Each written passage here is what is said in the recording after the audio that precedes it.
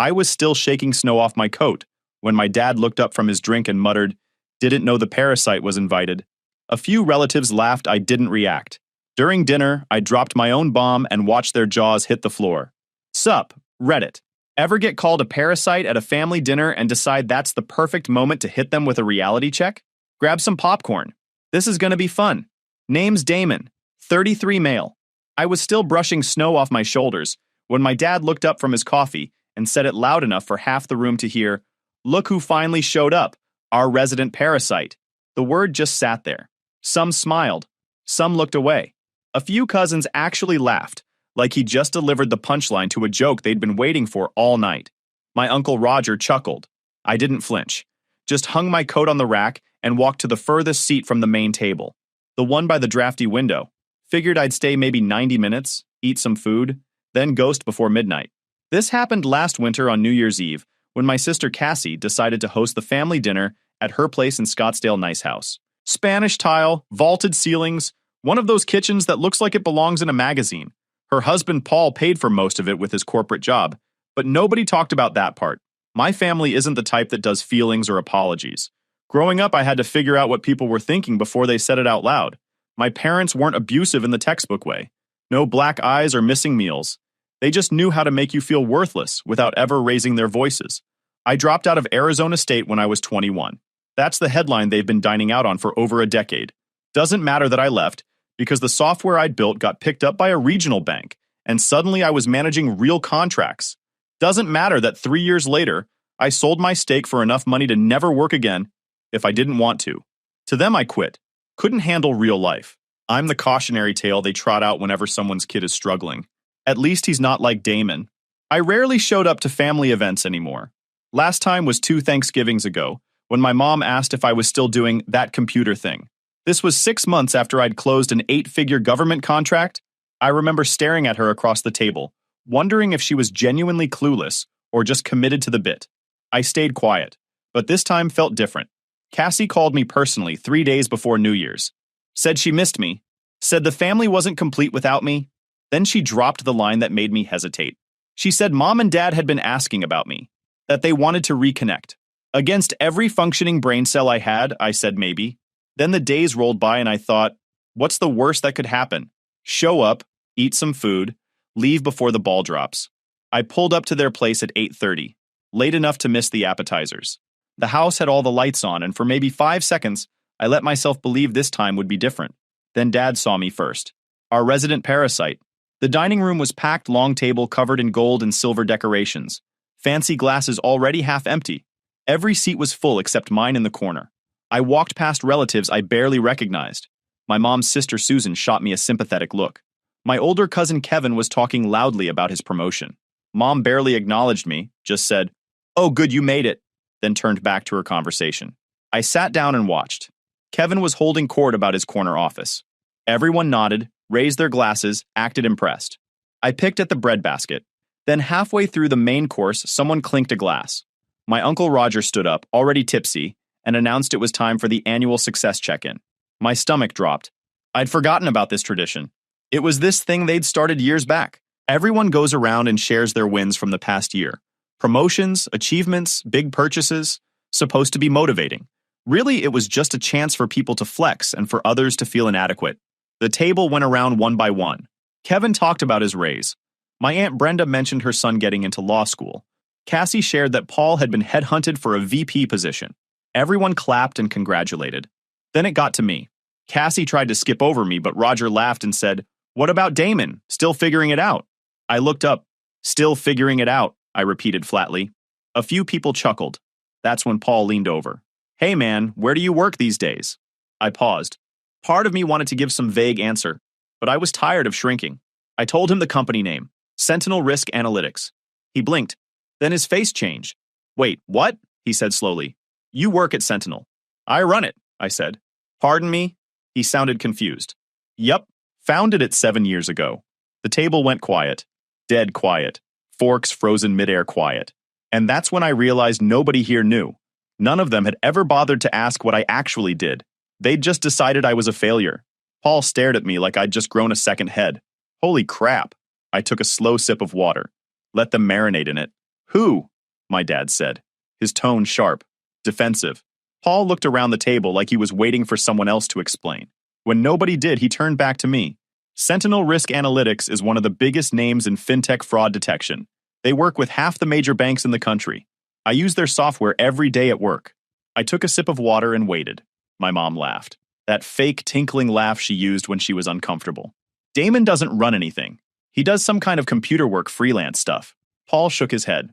No, I'm serious. I've been in meetings where people talk about Sentinel like it's the gold standard. They caught that massive fraud ring in Dallas last year, saved the bank something like $400 million in losses. He pulled out his phone, typing fast. Then he turned the screen toward Cassie. That's him, that's your brother. Cassie looked at the phone, then at me, then back at the phone. Her face went pale. Damon, is this real? I nodded. Yeah, that's real. The vibe in the room completely changed. It was like watching dominoes fall. Confusion first, then disbelief, then something uglier. Resentment maybe, or embarrassment. My dad set his fork down hard. You're telling me you run some tech company and you never thought to mention it. You never asked, I said, voice calm. That's not the same, Mom jumped in. You let us think you were struggling. You let us worry about you. Worry about me. Right. When exactly were you worried? I asked. When you called me a parasite 5 minutes after I walked in. Or when you asked if I was still doing that computer thing. Or maybe it was when you said I was wasting my potential and should have stayed in school. Damon, Cassie started. Her voice was soft, warning me to back off. But I was done backing off. I didn't tell you because there was no point, I continued. You'd already decided who I was. So yeah, I stopped trying. Kevin, because he physically can't stand not being the center of attention, cleared his throat. I mean, come on. Running a company and founding a company are two different things. Lots of people have fancy titles. Paul cut him off. No. I've literally seen Damon present at a conference 2 years ago, keynote speaker. He was talking about machine learning applications in fraud detection. I didn't make the connection until just now, because I didn't know Cassie's brother worked in fintech. He looked at me. Dude, I'm sorry. I had no idea you were dealing with this. My dad's face was red now. You think you're so much better than everyone here? That's what this is. Some kind of power play. Nope, I said. I think I'm tired of being treated like I don't exist unless you need someone to punch down on. Nobody said anything. Uncle Roger was staring at his plate. My cousin Nicole looked like she wanted to be anywhere else. Even Kevin had gone quiet. That's when my cousin Adam spoke up. He was younger than me by about 4 years. Worked in financial compliance. We'd always gotten along okay, but we didn't really keep in touch. I've heard of Sentinel, Adam said quietly. We almost hired them last year for our fraud detection overhaul. The price tag was pretty steep though, like $500,000 for implementation. He looked at me. Is that accurate? More or less, I said. Depends on the size of the institution and the level of integration they want. Adam nodded, then did some quick mental math. If you're running contracts like that with major banks, you're pulling what? Like $10 million a year in revenue? More than that, I said. But who's counting? Another silence followed. Heavier this time. Because now it wasn't just abstract success. Now there were numbers attached, real numbers, that made it impossible to dismiss. My mom's voice was tight. You could have helped us. We've been struggling. Your father's retirement account took a hit a few years ago. We had to refinance the house. And you were just sitting on all this money. I turned to look at her. Really? That's where we're going with this, I owe you. Your family, she said. Like the word family was a magic spell that erased a decade of cruelty. Right, I repeated. The same family that called me a parasite tonight. Dad stood up, chair scraping loud. You've always had an attitude problem. No, I said, standing up too. I just figured out the rules were rigged, and I stopped playing. This is exactly what I'm talking about, he shot back. Ungrateful. Selfish. Getting lucky, I said. Is that what 7 years of 80-hour weeks is, building something from nothing while you told everyone I'd failed? Cassie stood up too. Okay, everyone just calm down. It's New Year's Eve, can we not do this? But it was too late. Mom turned to me. If you were doing so well, you could have at least sent money. I stared at her. You didn't talk to me for 2 years after I left school. No one said anything. You didn't want a relationship, I continued. You wanted an ATM machine, but only after you found out I had money. Before that, I was just the parasite. I grabbed my coat and headed for the door. Damon, that's not fair, Cassie said. Her voice cracked. I stopped, turned back. You know what's not fair, I said. Spending 12 years being treated like I'm worthless. But sure, I'm the unfair one. Happy New Year. And I walked out. I sat in my car for 20 minutes. Engine running. My phone buzzed constantly. Cassie, Mom, Paul, numbers I didn't recognize. The family phone tree was working overtime. I didn't answer any of them. I drove home in silence. My place in Tempe was quiet. I'd bought it 3 years ago when the company took off. Paid cash. I stood by the window watching fireworks pop off in the distance. My phone kept buzzing. I finally looked at it around 11:30. Cassie, please call me. I didn't know it was like that. I'm so sorry. Mom, you embarrassed your father in front of everyone. Paul, that was intense. You okay? Adam, dude, I had no idea about any of this. If you want to grab a drink, let me know. I didn't respond to any of them. Not yet. I spent the next few weeks in a weird limbo work kept me busy. Major contract with a credit union consortium out of Denver. Cassie called 5 times in those first 2 weeks. I didn't pick up. She left voicemails. Long ones. Saying she felt awful. Saying she didn't realize it had been that bad. Saying she wanted to make it right, I believed she meant it. Cassie had always been the good one, the one who tried to keep peace. But meaning it, and actually doing something about it, were different things. Paul texted once asking if I wanted to grab lunch. I said maybe later. Adam texted too, more casual, just checking in, saying if I ever wanted to talk he was around. That one I actually responded to. Said thanks, said I'd keep it in mind. Then this happened. In late January I got a letter. Certified mail. Law office in Phoenix. My parents were selling their house, giving me first right of refusal at a family discount before listing it.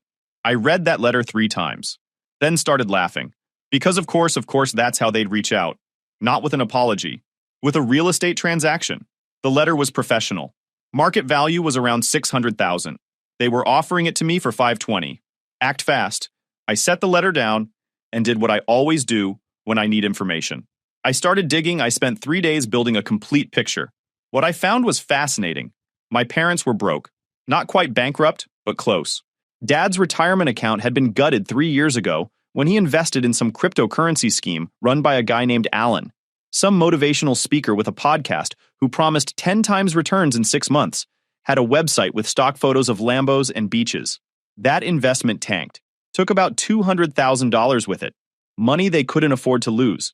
Then they refinanced the house to cover the loss. Took out a new mortgage at a higher interest rate because their credit had taken a hit. Now they were struggling to make payments. The bank had already sent them a pre-foreclosure warning. They had maybe 4 months before things got really ugly. The offer to me wasn't generosity.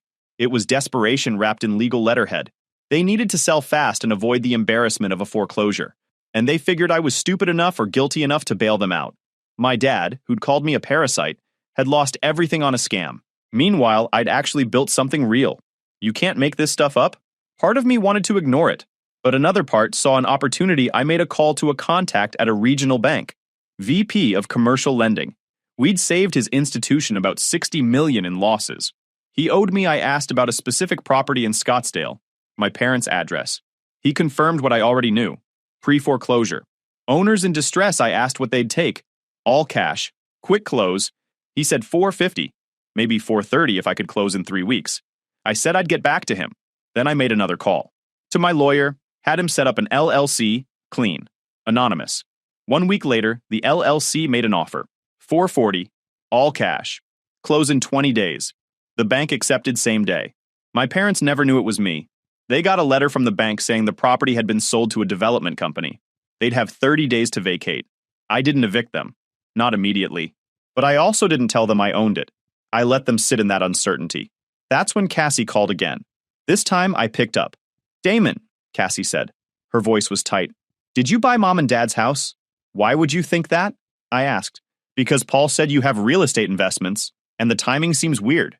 I didn't answer right away. Cassie, I finally said. Do you think I'm obligated to save them? After everything. She let out a long breath. I don't know, she said quietly. Maybe. They're our parents. They're people who treated me like garbage, I said. Who never asked about my life until they found out I had money. I know, she said quietly. I know it's been bad. But they're old. They're scared. They don't know how to handle this. I corrected her. There's a difference between being scared and being entitled. Scared people ask for help. She didn't respond. Tell me, did you buy it? She asked again. Yeah, I said. I bought it. Silence again. What are you going to do? She asked. I don't know yet, I said. I'm figuring it out. That was partially true. I had a plan, but it wasn't fully formed yet, and I wasn't ready to share it with anyone. She sighed. Damon, I get that you're angry, and you have every right to be, but please don't do something you'll regret. There won't be any regrets, I said. That's the one thing I'm sure of. We talked for a few more minutes. She asked about work. I kept it vague. She mentioned that Paul wanted to reach out, but wasn't sure if I'd want to hear from him. I said it was fine, that Paul was decent, that none of this was his fault. Before we hung up, she said one more thing. Adam's been asking about you. He wants to help if he can.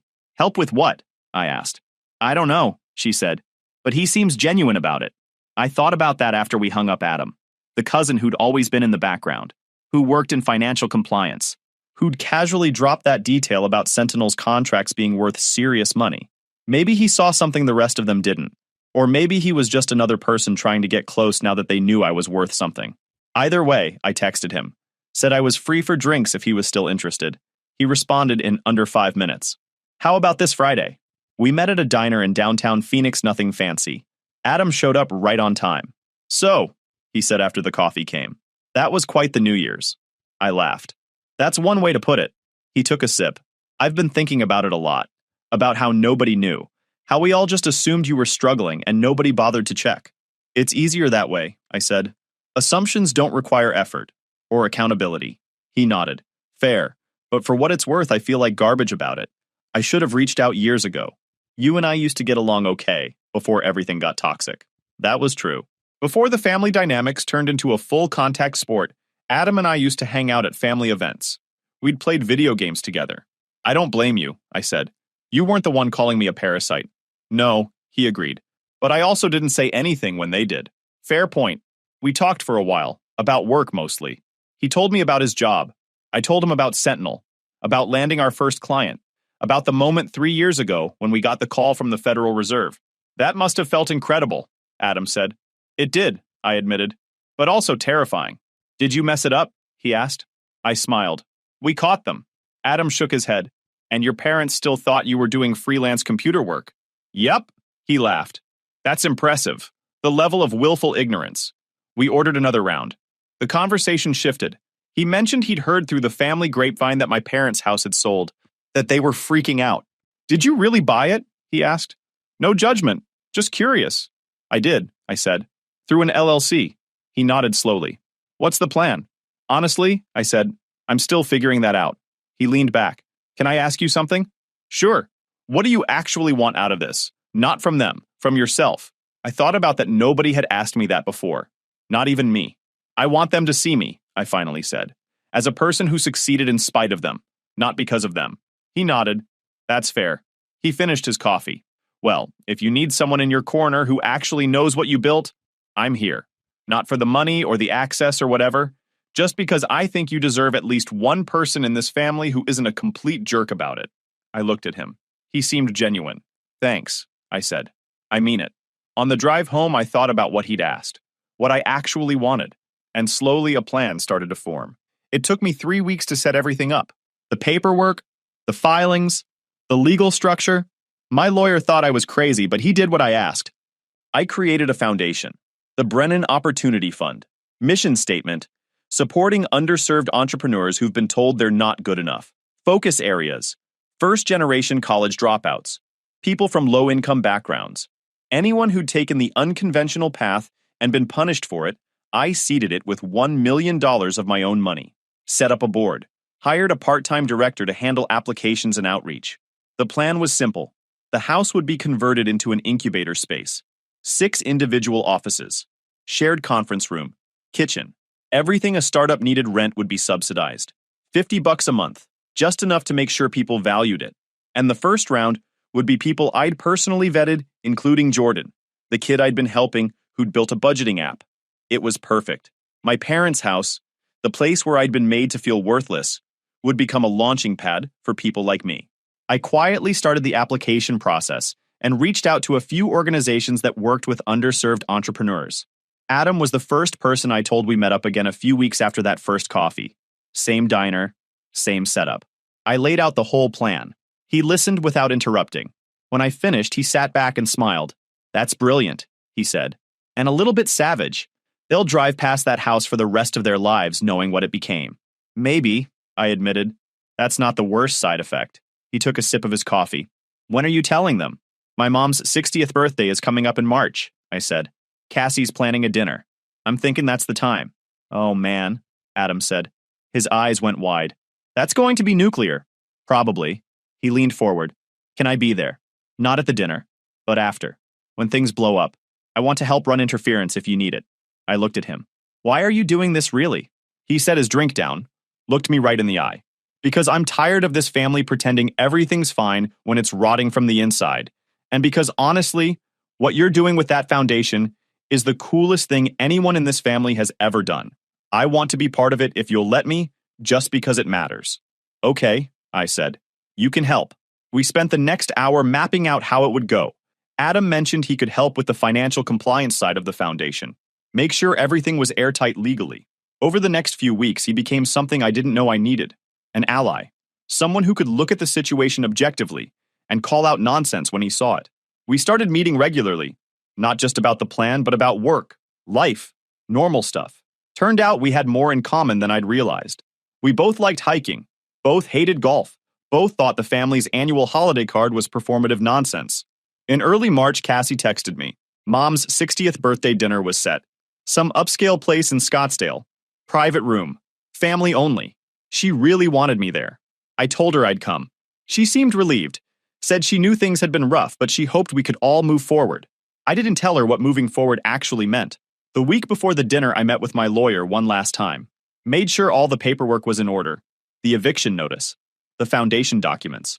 The deed transfer showing the house was now owned by the Brennan Opportunity Fund. Everything was ready. Adam texted me the night before. You good? I'm good, I replied. He sent back a thumbs up. Then, this is going to be legendary. Or a disaster, I said. Why not both? He responded. I laughed. He had a point. I showed up to the birthday dinner 10 minutes early. The restaurant was nice. White tablecloths, candlelight, waiters in vests. The kind of place where the check could easily hit $300 per person. Cassie had reserved a private room in the back. Long table set for 14. Gold balloons tied to Mom's chair. Bottles already chilling, I wore dark slacks and a button-down. The envelope was in my jacket pocket. Cassie arrived next.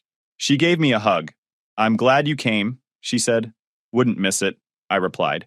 She looked at me like she was trying to read something. You seem different. Calmer. I am, I said. Good, she said. That's good. The rest of the family trickled in over the next 20 minutes. Kevin and his wife, my Aunt Brenda, Uncle Roger, my cousin Nicole, and Adam. He gave me a nod when he walked in. Sat down a few seats away. My parents arrived last. Mom looked good, smiling like this was the best night of her life. Dad was in a suit. Rare for him. He looked uncomfortable. They worked the room. When Mom got to me, she hesitated, then gave me a quick hug. Thank you for being here, she said. Of course, I replied. Dad just nodded at me. His face said enough. Dinner started. Appetizers came out. Food arrived. Conversation stayed light. I stayed quiet mostly, watching. Halfway through the main course, Uncle Roger clinked his glass time for a toast. Everyone raised their glasses. Roger went first, talked about how Mom was the glue that held the family together, how lucky they all were to have her standard birthday speech stuff. A few other people went, all saying variations of the same thing. Mom was wonderful. Mom was selfless. Mom was the heart of the family. Then it got to me. Everyone looked, waiting. I stood up, glass in hand. Mom, I started. You've definitely been a presence in my life. A few uncomfortable chuckles. I remember a lot of moments growing up. Some good, some less good. But they all shaped who I am today. So in that sense, I guess I should thank you. More silence. This past year has been interesting, I continued. I've learned a lot about myself, about what I value, about what I'm willing to accept and what I'm not. I paused. Let that sit. And I've realized something important. Sometimes the best gift you can give someone isn't what they want. It's what they need. Mom's smile was starting to look strained. Dad's jaw was tight. So tonight I want to give you something, I said. I reached into my jacket pocket and pulled out an envelope. Set it on the table in front of Mom. What's this? She asked, her voice careful. Open it, I said. She hesitated, then picked it up, pulled out the papers inside, started reading. Her face went white. I kept talking. As some of you know, Mom and Dad have been having some financial difficulties. Their house was in pre-foreclosure. They needed to sell quickly. I could see Dad's face going red. Mom's hands started shaking. And they did sell? I continued. About 6 weeks ago. To an LLC. Quick close. All cash. Below market value because they were desperate. Nobody was talking now. Everyone waiting for the punchline they could feel coming. What they didn't know, I said, my voice calm, is that I bought it. I was the LLC. I bought their house from the bank for $440,000, saved them from foreclosure. Mom gasped. And I've spent the last 6 weeks converting it into something useful. I reached into my jacket, pulled out the envelope, set it on the table in front of Mom with a soft tap. It's now owned by the Brennan Opportunity Fund, I said. A foundation I created to support entrepreneurs who've been underestimated, people who took unconventional paths, people who got called failures and were told they'd never amount to anything. I turned to look at Dad. He was standing now, face purple with rage. The house where I grew up being called a parasite and a failure, I said, my voice dead calm, is now going to help other people who've been called the same things. It's going to be an incubator. Everything I didn't have when I needed it most. You can't do this, Dad said. His voice was shaking with fury. You can't just take our house. I didn't take it, I said. I bought it. After you defaulted on payments because you invested your retirement in a cryptocurrency scam. We were going to catch up on payments, Mom said. Her voice was small. You needed $140,000, I said. That's how much you were behind. Plus penalties. Plus interest. You didn't have time. You had maybe 2 months before foreclosure proceedings started. So I did you a favor. Saved you the embarrassment. This is unbelievable, Kevin said, his voice dripping with that fake moral outrage. You're actually proud of this. Kicking your own parents out. I looked at him. The golden child who'd never struggled a day in his life, who'd had every opportunity handed to him on a silver platter. Yeah, Kevin, I said. I am. The room went nuts. Dad was yelling. Mom was crying. Kevin and my aunt were talking over each other. Cassie looked like she wanted to disappear. The only person not reacting was Adam. He just sat there with a smile, like he was watching the season finale of his favorite show. I raised my voice to cut through the noise. You have 2 weeks to vacate. I've already arranged for a moving company to help. I'll cover the costs. And I found you a rental property that's affordable on your actual income. Not the income you pretended to have, your actual income. You're kicking us out, Mom said. I'm helping you move into something you can actually afford, I corrected. Something sustainable. That's more than you did for me. Oh, and one more thing, I said, pulling out my phone. I had the movers scheduled for the 14th, but then I realized that's the day after your book club meeting, Mom. So I moved it to the 15th. Wouldn't want you to miss discussing whatever self-help book you're reading this month. Dead silence. Adam actually snorted. Dad lunged toward me, but Paul grabbed his arm. You're done here, Dad said through gritted teeth. You're not part of this family anymore. I picked up my glass, took a final sip, set it down carefully. I haven't been part of this family for a long time, I said. I looked around the table one last time. The foundation opens in 2 weeks, I said. First batch of entrepreneurs moves in March 15th. Same day you move out. Felt like good symmetry. Then I looked at Cassie. I'm sorry it had to be like this, but I'm not sorry for doing it. She didn't say anything, just stared at the table. I could see tears on her cheeks. I turned to Adam. Let's go. He stood up without hesitation, grabbed his jacket. We walked out together while the room exploded behind us. We ended up at the same diner where we'd met the first time. Adam ordered us both coffee. We sat in silence for a few minutes, just sitting with it. That was intense, Adam finally said. That's one word for it, I replied. He laughed, took a long sip of his coffee. I thought your dad was going to swing at you, like actually throw a punch. He wanted to, I said. Paul's got good reflexes, though. Adam took another sip. So what happens now? Now, I said. I move forward, I've already got 6 applicants lined up. Smart people. Talented people. He nodded slowly. That's really cool, man. Thanks. We sat for a while longer, just processing. My phone buzzed. Multiple texts coming in rapid fire. I glanced at them. Cassie, that was cruel. You didn't have to do it like that. Not at her birthday. Paul, hey man, I get why you did it. But Cassie's really upset. Can you call her when you get a chance? Mom, how could you do this to your own mother? On her birthday, you're heartless. Dad, you're dead to me. Don't ever contact us again. Kevin, congratulations. You just proved you're exactly what Dad always said you were. I stared at that last one for a second. Then I laughed. Adam looked over. What? I showed him Kevin's text. He read it and shook his head. Unbelievable, he muttered. You going to respond? Adam asked. Not tonight, I said. Maybe not ever to some of them. He nodded. We ordered another round. The conversation shifted. He told me about a startup idea he'd been toying with, something about automating compliance workflows. I told him about the incubator, said if he ever wanted to pursue it seriously, I could offer him space. He said he'd think about it. Around midnight, we paid the check and headed out. Adam gave me a fist bump in the parking lot. I drove home with the windows down, cold March air rushing in. When I got back to my place, I stood by those floor-to-ceiling windows, looking out at the lights, the same view as New Year's Eve 3 months ago, but it felt completely different now. My phone buzzed again. I almost ignored it, but then saw it was from Jordan, the kid with the budgeting app I'd been mentoring. Jordan. Dude, just got the acceptance email for the incubator space. This is insane. Thank you so much. You have no idea what this means. I smiled. Typed back, you earned it. Don't waste the opportunity. That's what it was about. Not revenge. Not proving a point to people who'd never get it anyway. Just creating opportunities for people who deserved them. Being the person I needed when I was 21 and scared and alone, and being told I'd never amount to anything.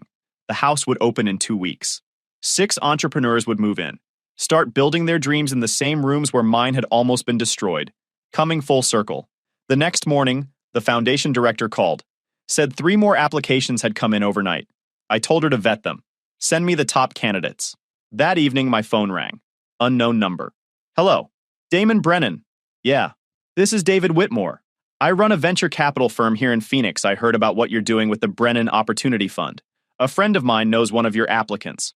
I'd love to chat about potential partnership opportunities. Maybe some seed funding for graduates. I leaned back in my seat. Sure, I said. We talked for 10 minutes. He wanted to provide seed funding for incubator graduates. Wanted to sponsor some of the programming. Had connections to other VCs who might be interested. I took his information. Said I'd follow up next week. After we hung up, I just sat there for a minute and smiled. This was actually happening. Felt proud. I thought about my dad calling me a parasite, about my mom's immediate demand for money when she found out I was successful, about all those years of feeling like I wasn't enough. And I realized something. I'd never needed their validation. I just needed to stop waiting for permission to be proud of what I'd built. If you enjoyed this video, please hit that subscribe button. It really helps the channel and help us bring you more and better stories. Thanks.